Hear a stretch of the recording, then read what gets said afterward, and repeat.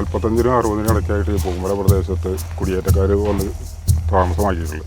മത്താണ്ടിൽ നിന്ന് ഇങ്ങോട്ട് കയറുന്ന വേളാങ്കണ്ണി കയറ്റൊക്കെ കട്ട വെച്ചത് കയറ്റുന്ന ഒരു കാലമൊക്കെ ഉണ്ടായിരുന്നു വണ്ടി. അന്ന് ഈ പ്രദേശത്തിൻ്റെ പേര് പൂമല എന്നായിരുന്നില്ല, പൂവൻ മല എന്നായിരുന്നു അന്ന് ഈ പ്രദേശത്തിൻ്റെ പേര്.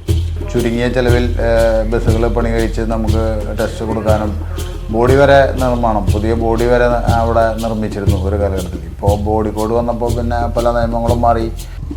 ഞങ്ങളെ കൂടെ വന്നിട്ട് തന്നെ ഒരു 53 വർഷമായി. അന്ന് വരുമ്പോഴൊന്നും ഒന്നുമില്ല ഇവിടെ. ഒരു സ്ഥലം മേടിച്ചു, കൃഷി ചെയ്തു, കപ്പ നട്ടു. അപ്പോൾ വിളകളൊക്കെ എവിടെയാണ് കൊണ്ട് കൊടുക്കുന്നത്? മാർക്കറ്റിൽ കൊണ്ട് കൊടുക്കും. അപ്പോൾ മെയിനായിട്ട് വരുമാന മാർഗം കൃഷിയാണോ? അതേ ഉള്ളൂ. പൂമല ഡാം, ഇവിടെ പത്താക്കുണ്ട് ഡാം, അതുപോലെ ചെപ്പാറ, പിന്നെ അവിടെ ഒരു വെള്ളച്ചാട്ടമൊക്കെ ഉണ്ട്. അത് കുഴപ്പമില്ല, എല്ലാം നല്ല ടൂറിസ്റ്റുകളൊക്കെ കണ്ടുപോകാനും വരുന്ന സ്ഥലമാണ്. ലോക്ക്ഡൗൺ ആയി കഴിഞ്ഞപ്പോൾ പണിയിലുണ്ടായി. അപ്പോൾ സ്വന്തമായിട്ട് വരുമാനത്തിന് വേണ്ടിയിട്ട് ഓട്ടോറിക്ഷ പഠിച്ചു.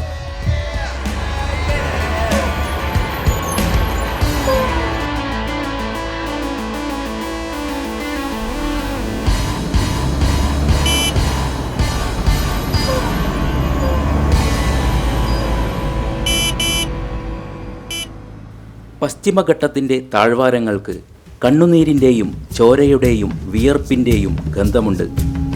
ആ അനുഭവങ്ങളിൽ നിന്ന് ഫീനിക്സ് പക്ഷിയെപ്പോലെ പുനർജനിച്ചവരാണ് കുടിയേറ്റ കർഷക ജനത. കുടിയേറ്റം ഒറ്റപ്പെട്ട കുടുംബങ്ങളുടെ അതിജീവനത്തിനായുള്ള പോരാട്ടമായിരുന്നു. വടക്കൻ ജില്ലകളുടെ മലയോര മേഖലയിൽ കൃഷിയുടെ പുതിയ സംസ്കാരം തന്നെ ഈ ജനത വളർത്തിയെടുത്തു. തൃശ്ശൂർ ജില്ലയുടെ മലയോര മേഖലയിലും ഈ കുടിയേറ്റ കർഷക ജനത അധിവസിക്കുന്നു.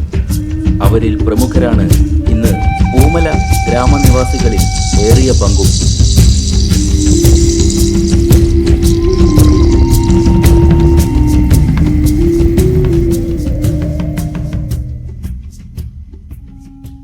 പൂമലയുടെ പ്രായം കണക്കാക്കിയാൽ ഏതാണ്ട് ഒരു 100 വർഷത്തിലെ താഴെയാണ് പൂമലയുടെ പ്രായം. സ്വാതന്ത്ര്യം കിട്ടുന്നതിന് തൊട്ട് മുമ്പുള്ള വർഷങ്ങളിൽ നമ്മുടെ പൂമലയിലേക്ക് ഒരു ഗ്രേറ്റ് മൈഗ്രേഷൻ തന്നെ നടന്നു എന്ന് പറയാം. അപ്പോൾ എൻ്റെ കാരണവരൊക്കെ വന്ന കാലത്ത് ഇവിടെ കൃഷി തന്നെയായിരുന്നു. അപ്പോൾ അങ്ങനെ വെട്ടിപ്പിടിച്ചിട്ടുള്ള സ്ഥലങ്ങളൊക്കെയാണ് ഇവിടെ ഉള്ളത്. ആരും വലിയ ആൾക്കാരൊന്നായിട്ട് വന്നിട്ടുള്ള ആൾക്കാരൊന്നുമല്ല. എല്ലാവരും കർഷകരായിട്ട് വന്നു. അവർക്ക് കുറച്ച് സ്ഥലം ഉണ്ടായി, അതിലൂടെ പുരോഗതി ഉണ്ടായി. ഇപ്പോൾ ഒക്കെ പല സ്ഥലങ്ങളിലേക്കും ജോലിക്കായിട്ട് പോകുന്നു. അവിടെ കൃഷി ചെയ്യാൻ ആൾക്കാരില്ലാണ്ടായി. നമുക്ക് ഇവിടുത്തെ ഈ പ്രദേശത്തിൻ്റെ ചരിത്രത്തിൽ പറയുന്നത് ഒരു മധ്യ തിരുവിതാംകൂറിലൊക്കെ ഒരു 1945 കാലങ്ങളിലൊക്കെ പട്ടിണി കാര്യത്തിനുണ്ടായിരുന്ന കാലത്ത് കുടിയേറ്റ മേഖലയായിട്ട് ഈ തൃശ്ശൂർ വടക്കൻ മേഖലയിലേക്കാണ് തിരുവിതാംകൂറിലെ ആൾക്കാരൊക്കെ വന്ന് കുടിയേറി പാർത്തിരുന്ന സന്ദർഭങ്ങളായിരുന്നു. ഇവിടുത്തെ ചരിത്രം എന്ന് പറഞ്ഞാൽ ഒരു 45-ന് ശേഷം 45-നും 60-നും ഇടയ്ക്കായിട്ട് ഈ പൂമല പ്രദേശത്ത് കുടിയേറ്റക്കാർ വന്ന് താമസമാക്കിയിട്ടുള്ളത്. അത് 1945 ഇവിടെ എത്തിയ കുടുംബങ്ങൾ അവർ പിന്നീട് കൃഷി ആവശ്യത്തിനായിട്ടാണ് ഇവിടെ എത്തിച്ചേർന്നത്. ഇവിടെ എത്തിച്ചേരാനുണ്ടായ കാരണം നമുക്കെല്ലാവർക്കും അറിയാം. 2ാം ലോക മഹായുദ്ധത്തെ തുടർന്നുണ്ടായ പട്ടിണിയുടെ, അതായത് ധാന്യങ്ങളൊക്കെ ഇല്ലാത്ത ഒരവസ്ഥ വന്നപ്പോൾ പട്ടിണി നമ്മുടെ കേരളത്തെയും പിടിച്ചുലച്ചപ്പോൾ അന്ന് പട്ടിണി മാറ്റാൻ വേണ്ടി കൃഷി ചെയ്യാൻ നല്ല ഫലഭൂയിഷ്ഠമായ മണ്ണ് തപ്പി എത്തിയിട്ടുള്ള ആളുകളാണ് ഇവിടെ കുടിയേറി പാർത്തത്. അന്ന് വന്ന് ഇവിടെ പ്രധാനമായിട്ടുള്ള കൃഷി എന്ന് പറയുന്നത് കപ്പ കൃഷിയായിരുന്നു. ആദ്യം ഇവിടെ നിലവിലുണ്ടായിരുന്ന പണ്ടാരവക ഭൂമി കുറച്ച് നെൽകൃഷിക്ക് അനുയോജ്യമായ സ്ഥലമുണ്ടായിരുന്നു. അവിടെ നെൽകൃഷിയും അതിൻ്റെ സമീപ പ്രദേശമായ ഫലഭൂയിഷ്ഠമായ മണ്ണിൽ കപ്പ കൃഷിയും ആരംഭിച്ചു. അതിനുശേഷം ഇവരുടെ ആശ്രിതന്മാരായിട്ടും മറ്റ് പണി ചെയ്യുന്നതിനുമൊക്കെയായിട്ടും പല ആളുകൾ കോട്ടയം ഭാഗത്തു നിന്ന് മറ്റ് ജില്ലകളിൽ, സമീപ ജില്ലകളിൽ നിന്നുമെല്ലാം ഇവിടെ കൃഷിക്കായിട്ട് പലരായി ഇങ്ങനെ കുടിയേറുകയും അന്ന് ഇവിടെ നിലവിലുണ്ടായിരുന്ന വില്ലേജ് ഫോറസ്റ്റ് ഭൂമികളൊക്കെ കയ്യേറി കൃഷി നടത്തുകയും ചെയ്തതിനെ തുടർന്ന് ഇവിടെ ഒരു ജനവാസ കേന്ദ്രമായി മാറുകയായിരുന്നു. അല്ല വാട്ടുകപ്പ് പണ്ടുണ്ടായിരുന്നല്ലോ. ആ വാട്ടുകപ്പ് പിന്നെ വീടില്ല, അല്ല അരിയില്ലല്ലോ, ഭക്ഷണമില്ല. ഭക്ഷണമില്ല. അപ്പൊ പിന്നെ ഞങ്ങളൊക്കെ പട്ടിണി കിടന്നാ ഞങ്ങളൊക്കെ പിന്നെ ഞങ്ങളെ എല്ലാ വീടുകളിലും കപ്പ സ്റ്റോക്കാണ്. മക്കൾ 5-6 പേരായിരുന്നു പട്ടിണി കിടന്നാ വളർന്നത്. പട്ടിണി കിടന്നു ഈ കപ്പയും ഉണക്കമീനും മാത്രം. കപ്പയും ഉണക്കം അല്ലാണ്ട് വേറെ ഒന്നും തിന്നില്ല, കഞ്ഞിയില്ല. ഇവിടെ പണ്ട് കാട് വെട്ടിത്തെളിച്ച് ഏറ്റവും പഴയ കാരണന്മാർ വന്ന് അത് കഴിഞ്ഞ് ഇവിടെ പള്ളിക്കൂടം ഉണ്ടാക്കി, പള്ളി ഉണ്ടാക്കി. അവിടെ നിന്നാണ് ഈ പൂമലയുടെ ചരിത്രം തുടങ്ങുന്നത്. ഇതിപ്പോൾ ഇവിടെയുള്ള ഒരു 3-4 തലമുറകളായിട്ടുണ്ട് ഇവിടുത്തെയുള്ള ജനങ്ങൾ. അപ്പോൾ ഈ കാലഘട്ടമായപ്പോഴത്തേക്കും നമ്മുടെ ഇവിടെ MLA-മാരും മറ്റു പ്രാദേശിക പ്രതിനിധികളൊക്കെ വന്നു കഴിഞ്ഞപ്പോൾ നമ്മുടെ സ്ഥലത്തിന് ഭയങ്കര മാറ്റം വരികയും ടൂറിസത്തിൻ്റെ ഭാഗമായിട്ടുള്ള പുരോഗതികൾ നാട്ടിലുണ്ടായിരുന്നുണ്ട്. അപ്പോൾ തൃശ്ശൂർ ജില്ലയിൽ അറിയപ്പെടുന്ന ഒരു ടൂറിസ്റ്റ് കേന്ദ്രമായിട്ട് ഈ പൂമല മാറിയിരിക്കുകയാണ്. എൻ്റെ പേര് സിബി തോമസ്. എൻ്റെ വീട് ഈ പൂമല ഡാമിന് സമീപത്താണ്.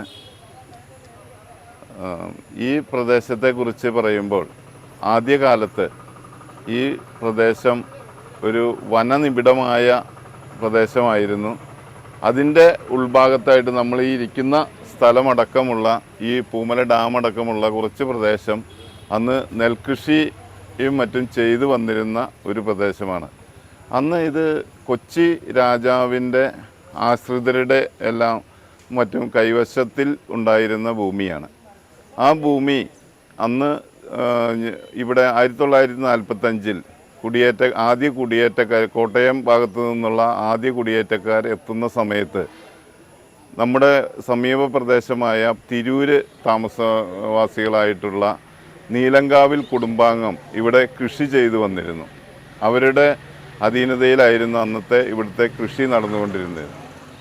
1945 കാലഘട്ടത്തിൽ കോട്ടയം ജില്ലയിൽ കുറവിലങ്ങാട് പ്രദേശത്തു നിന്നും പതിയൽ കുടുംബാംഗങ്ങളും അയ്യങ്കാനയിലെ മത്തായിയുടെ കുടുംബാംഗങ്ങളും ഒക്കെ ആയിട്ട് ആദ്യമായിട്ട് ഈ പ്രദേശത്തേക്ക് കുടിയേറ്റം നടത്തിയത്. ഇവിടെ വന്ന് സ്ഥലം വാങ്ങി അന്ന് നമ്മളിപ്പോൾ ഇരിക്കുന്ന ഈ ഒരു കയ്യാലപ്പുര ഉണ്ടായിരുന്നു. ആ കയ്യാലപ്പുരയിലായിരുന്നു അവരന്ന് താമസം ആക്കിയത്. അതിന് ശേഷം അന്ന് ഈ പ്രദേശത്തിൻ്റെ പേര് പൂമല എന്നായിരുന്നില്ല, പൂവൻ മല എന്നായിരുന്നു അന്ന് ഈ പ്രദേശത്തിൻ്റെ പേര്. പൂവൻ മല എന്ന് വരാൻ കാരണം പൂവൻ മരം ഇടതൂർന്ന് തിങ്ങി നിറഞ്ഞു നിന്നിരുന്ന ഒരു പ്രദേശമായിരുന്നു ഇത്. ഇപ്പോൾ ഞാൻ ഈ ഇരിക്കുന്നത് ഒരു പൂവൻ മരത്തിൻ്റെ ചുവട്ടിലാണ്. ഇത് പൂമലയുടെ ഓർമ്മയ്ക്കായിട്ട് തേറമ്പിൽ രാമകൃഷ്ണൻ MLA നട്ടിട്ടുള്ള ഒരു പൂവൻ മരം കൂടിയാണ്. അന്ന് ഈ പൂവൻ മല എന്നുള്ളത് ലോപിച്ച് പിന്നീട് പൂമല എന്നുള്ള ഒരു പേര് അന്നത്തെ കാർന്നവന്മാർ സമ്മാനിക്കുകയായിരുന്നു. പിന്നീട് രേഖകളിലെല്ലാം ഇത് പൂമലയായിട്ടാണ് പിന്നീട് വന്നു ചേർന്നത്. കോട്ടയം ചങ്ങനാശ്ശേരി ഇങ്ങനെ പിറവം കൂത്തോട്ടോളം ആ മേഖലയിൽ നിന്നുള്ള ആൾക്കാരാണ് ഇവിടെ വന്നത് കൂടുതലും. അതൊക്കെ ഇവിടെ ആ കാലത്തൊക്കെ തന്നെ ഇവിടെ വെറും കപ്പ മാത്രമേ ഉള്ളൂ. കപ്പ കൃഷിയായിട്ട് എല്ലാവരും നടക്കും, കൃഷിക്കാരാണ്. വൈകുന്നേരം ആകുമ്പോൾ തിരുവരി വേണം എന്തെങ്കിലും സാധനം മേടിക്കുകയാണെങ്കിൽ. അപ്പോൾ തൃശ്ശൂർക്കാണ് പോയി ഈ വാഴക്കൊല ചേന ചേമ്പോ ഒക്കെ ഉണ്ടെങ്കിൽ വിൽക്കണമെങ്കിൽ തൃശ്ശൂർക്ക് പോകണമായിരുന്നു. അപ്പം അന്നൊക്കെ ഈ വണ്ടിയുടെ മുകളിലൊക്കെ നല്ലോണം ലഗേജ് കിട്ടുമായിരുന്നു. ഇവിടുന്ന് ബസ്സിലാണ് സർവീസ് ഈ ലഗേജുകളെല്ലാം കൊണ്ടുപോയിക്കൊണ്ടിരുന്നത്. പിന്നെ അത് കഴിഞ്ഞിട്ടൊക്കെയാണ് ഇപ്പോഴൊക്കെയാണ് ഈ മറ്റേ ലോറിയും ടെമ്പോയൊക്കെ ധാരാളമായിട്ട് വന്നുള്ളത്. അന്നൊക്കെ അതുകൊണ്ട് രാവിലെ പോണ ട്രിപ്പിനൊക്കെ വൈകുന്നേരം രാവിലെ പോണ ട്രിപ്പിന് അങ്ങോട്ട് നല്ലവണ്ണം പച്ചക്കറിയും സാധനങ്ങളൊക്കെ കിട്ടും. 9 മണിക്ക് ഇങ്ങോട്ട് വരുമ്പോൾ ഈ പലചരക്ക് സാധനങ്ങൾ മറ്റുമായിട്ട് മേടിച്ചുകൊണ്ട് പോയവരും സാധനങ്ങൾ മേടിച്ചുകൊണ്ട് വരുന്നവരായിട്ടൊക്കെ ഫിറ്റ് ലോഡായിട്ടൊക്കെ ആയിരുന്നു അന്നൊക്കെ വണ്ടി വന്നിരുന്നത്. അത് വൈകുന്നേരമാണെങ്കിലും രാത്രികളിൽ പിന്നെ കട്ട ഈ മത്താണിയിൽ നിന്ന് ഇങ്ങോട്ട് കയറുന്ന വേളാങ്കണ്ണിക്കകത്തൊക്കെ കട്ട വെച്ചിട്ട് കയറ്റുന്ന ഒരു കാലമൊക്കെ ഉണ്ടായിരുന്നു. വണ്ടി ശരിക്ക് വലിച്ചു കയറില്ലായിരുന്നു അന്ന്. അതേമാതിരി ഫിറ്റായിട്ട് ആൾക്കാർ വന്നിട്ട് ഇപ്പോൾ ഒന്നും അങ്ങനെയൊന്നും ആളുമില്ല. അങ്ങനെയൊക്കെയാണ് കാര്യങ്ങൾ. ആള് ഇപ്പോൾ എന്നത്തേൻ്റെ പകുതി ആൾ വരില്ല. അന്ന് മറ്റേ 9 മണിക്ക് 9:05 തൃശ്ശൂർ ബാറ്റയുടെ ഇവിടെ നിന്ന് വണ്ടി എടുത്തു കഴിഞ്ഞാൽ ഗോണിയേരി വരെ ആൾ തൂങ്ങിയിട്ടാണ് പൂമലിക്കും അത്താണിക്കൊക്കെ വന്നിരുന്നത്. ഇപ്പോൾ 7 മണി 7:30 കഴിഞ്ഞ് കഴിഞ്ഞാൽ വടക്കേ സ്റ്റാൻഡിൽ പോലും ആളില്ല. അങ്ങനെ ഒരു അപ്പോൾ ആ സർവീസൊക്കെ നിന്ന് പോയി ഇപ്പോൾ. ആ കാലമൊന്നും ഇല്ല ഇപ്പോൾ, ആളില്ല, കയറാൻ ആളില്ല. 8:50 ഉണ്ടായിരുന്നു. ഞങ്ങൾ ഒറ്റപ്പാലത്തേക്കൊക്കെ പോയിരുന്നു. ഇപ്പോൾ ഒരു വണ്ടി 8:50 ഉണ്ടായിരുന്നു. അപ്പോൾ ഇന്ന് ആ വണ്ടിയൊന്നും ഇല്ല ഇപ്പോൾ, ഓടിക്കണില്ല. ഓടിക്കാൻ പോയിട്ട് 7 മണി കഴിഞ്ഞ സ്റ്റാൻഡിലാണില്ല. അതേ ഒരു ദുർഘടാവസ്ഥയിലാണ് ഇപ്പോഴത്തെ പോക്ക്. പൂമലയുടെ ചരിത്ര കഥകളിലേക്ക് ഇവിടുത്തെ ഒരു പഴയ തൊഴിലാളിയായിട്ടുള്ള ശശിധരൻ ചേട്ടനിൽ നിന്ന് കൂടുതൽ വിവരങ്ങൾ നമുക്ക് കിട്ടുമെന്ന് പ്രതീക്ഷിക്കുന്നു. എന്താണ്, എന്ത് ജോലിയാണ് ഇപ്പോൾ ഇവിടെ ചെയ്യുന്നത്? ഇപ്പം കേറ്റർക്ക് ജോലി ചെയ്യുന്നുണ്ട്. പിന്നെ കൃഷിപ്പണിയാണ് ചെയ്യുന്നത്. അപ്പോൾ ഇവിടെ വന്നു കൂടിയവരാണ് ഏറ്റവും കൂടുതലെന്ന് കേട്ടു. അതെ. അപ്പോൾ ചേട്ടനും കോട്ടയത്ത് നിന്ന് വന്ന? കോട്ടയമല്ല, പാവർട്ടി വെമ്പേനാട് എന്ന് പറയുന്നത്. വെമ്പേനാട് എന്നുള്ള സ്ഥലം പാവർട്ടി നമ്മുടെ തൃശ്ശൂർ ജില്ല തന്നെയാണ്. തൃശ്ശൂർ ജില്ല. അപ്പോൾ അതായത് കോട്ടയത്ത് നിന്ന് മാത്രമല്ല, വേറെയും ജില്ലകളിൽ നിന്ന് വന്നിട്ടുണ്ട് ഇവിടെ. ഈ തൃശ്ശൂർ ജില്ലയിൽ തന്നെ ഇവിടെ ഒരു ഉദ്ദേശം ഒരു 5-8 കുടുംബങ്ങൾ വേറെ മറ്റുള്ള പ്രദേശങ്ങളിൽ നിന്ന് ഇവിടെ വന്ന് താമസിക്കും. തൃശ്ശൂർ ജില്ലയിൽ തന്നെ. അതെന്ത് ആവശ്യങ്ങൾക്കാണ്? ഈ കൃഷിയാണോ? കൃഷിക്കും. പിന്നെ അവിടെ 5 സെന്റ് 3 അന്നൊന്നും പട്ടയം കിട്ടിയിരുന്നില്ല. കുടിയെടുപ്പും തൊഴിലാളി കുടുംബങ്ങളാണ്. ജീവിക്കാൻ പാടുള്ളവർ ആരും തന്നെ ഇവിടെ കുടിയേറിയില്ല. ജനിച്ച നാട്ടിൽ നിന്ന് ഒരിക്കലും മറ്റൊരു നാട്ടിലേക്ക് പോകാൻ ഇഷ്ടപ്പെടില്ല. സാമ്പത്തികമായിട്ട് ഉയർന്നു നിൽക്കും. അതില്ലാത്തവർ ജീവിക്കാൻ വേണ്ടി എവിടെയെങ്കിലും പോയി ജീവിക്കണം എന്ന ഉദ്ദേശത്തിൽ കുടിയേറിയവരാണ്. ഇപ്പോൾ അത് എല്ലാവരും അംഗീകരിക്കില്ല. കാരണം സാമ്പത്തികമായി ഉയർന്നുകൊണ്ട് ഇപ്പോൾ ആ കാര്യം അംഗീകരിക്കില്ല ആരും. ഓക്കെ. അപ്പോൾ ഞാൻ എൻ്റെ അച്ഛനായിട്ട് വന്നതാണ്. എനിക്ക് 64 വയസ്സ് കഴിഞ്ഞു ഇപ്പോൾ. അപ്പോൾ എൻ്റെ അച്ഛനായിട്ട് വന്നതാണ് അത്രയും വർഷം മുന്നേ. അന്നൊന്നും പട്ടയം കിട്ടിയില്ല. ഇപ്പോൾ കിട്ടിയോ? ഇപ്പോൾ കിട്ടിയിട്ടുണ്ട്. പട്ടയം കിട്ടിയിരുന്നില്ല. അന്ന് വല്ല വാഴ എന്തെങ്കിലും കൂടെ പോസ്റ്റേരും ഇത് വനപ്രദേശമാണോ? വനത്തിൽപ്പെട്ടതാണോ? ഭൂമിയാണ്. അതല്ലേ, വനഭൂമിയാണ്.